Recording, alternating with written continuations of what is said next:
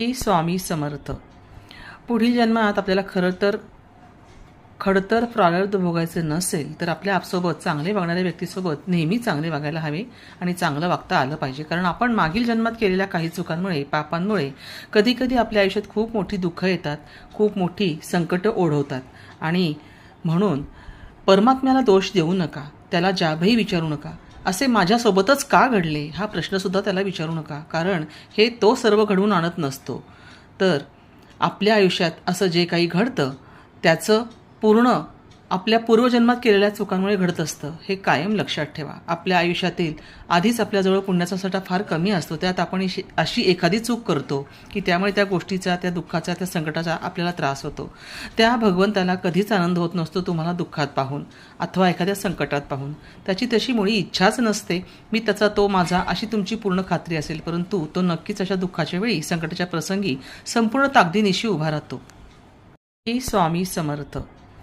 पुढील जन्मात आपल्याला खडतर प्रारब्ध भोगायचे नसेल तर आपल्या आपसोबत चांगले वागणाऱ्या व्यक्तीसोबत नेहमी चांगले वागायला हवे आणि चांगलं वागता आलं पाहिजे. कारण आपण मागील जन्मात केलेल्या काही चुकांमुळे, पापांमुळे कधीकधी आपल्या आयुष्यात खूप मोठी दुःख येतात, खूप मोठी संकटं ओढवतात. आणि म्हणून परमात्म्याला दोष देऊ नका, त्याला जाबही विचारू नका. असे माझ्यासोबतच का घडले हा प्रश्नसुद्धा त्याला विचारू नका, कारण हे तो सर्व घडवून आणत नसतो. तर आपल्या आयुष्यात असं जे काही घडतं त्याचं पूर्ण आपल्या पूर्वजन्मात केलेल्या चुकांमुळे घडत असतं, हे कायम लक्षात ठेवा. आपल्या आयुष्यातील आधीच आपल्याजवळ पुण्याचा साठा फार कमी असतो, त्यात आपण अशी एखादी चूक करतो की त्यामुळे त्या गोष्टीचा, त्या दुःखाचा, त्या संकटाचा आपल्याला त्रास होतो. त्या भगवंताला कधीच आनंद होत नसतो तुम्हाला दुःखात पाहून अथवा एखाद्या संकटात पाहून. त्याची तशी मुळी इच्छाच नसते. मी त्याचा, तो माझा अशी तुमची पूर्ण खात्री असेल, परंतु तो नक्कीच अशा दुःखाच्या वेळी, संकटाच्या प्रसंगी संपूर्ण ताकदीनिशी उभा राहतो. श्री स्वामी समर्थ.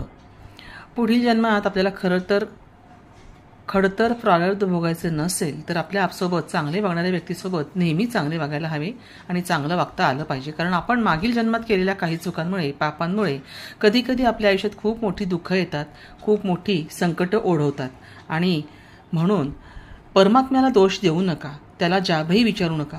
असे माझ्यासोबतच का घडले हा प्रश्नसुद्धा त्याला विचारू नका, कारण हे तो सर्व घडवून आणत नसतो.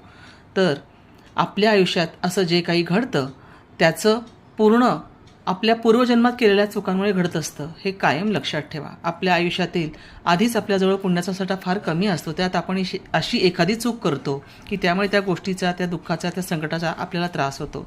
त्या भगवंताला कधीच आनंद होत नसतो तुम्हाला दुःखात पाहून अथवा एखाद्या संकटात पाहून. त्याची तशी